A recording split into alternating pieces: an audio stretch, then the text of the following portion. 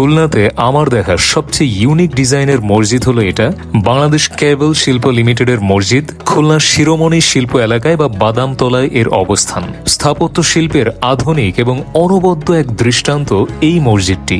আমি নিশ্চিত খুলনার অনেক মানুষই এই মসজিদটির ব্যাপারে জানেন না।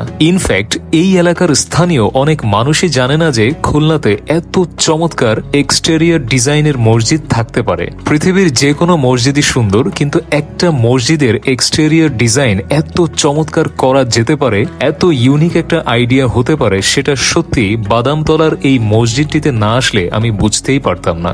বাংলাদেশ কেবল শিল্প লিমিটেড এরিয়ার মধ্যে মোটামুটি স্বল্প জায়গার ভেতরেই অসাধারণ ইউনিক এবং মডার্ন আর্কিটেকচারাল ডিজাইনের এই মসজিদটি একজন জার্মান ডিজাইনারের প্ল্যান করা বলেই আমি জানতে পেরেছি। প্রথম দেখায় আমারও মনে হচ্ছিল যে একটা মসজিদ এতটা ইউনিক ডিজাইনের কিভাবে হতে পারে। সাধারণত ম্যাক্সিমাম মসজিদগুলোই অ্যারাবিক স্টাইলে হয়, যেটা দূর থেকে দেখলেই বোঝা যায়, কিন্তু এই মসজিদটির চমৎকার এই গম্বুজটা না থাকলে অধিকাংশ লোকই বাইরে থেকে বুঝতেই পারতো না যে এটা একটা মসজিদ। আর মসজিদটির সবচেয়ে চমৎকার পার্ট হচ্ছে এর সামনের এই ফোয়ারাটা, যেটা দেখতে অসাধারণ লেগেছে আমার কাছে। আমি মসজিদটির চারপাশে খুব ভালোভাবে হেঁটে দেখলাম।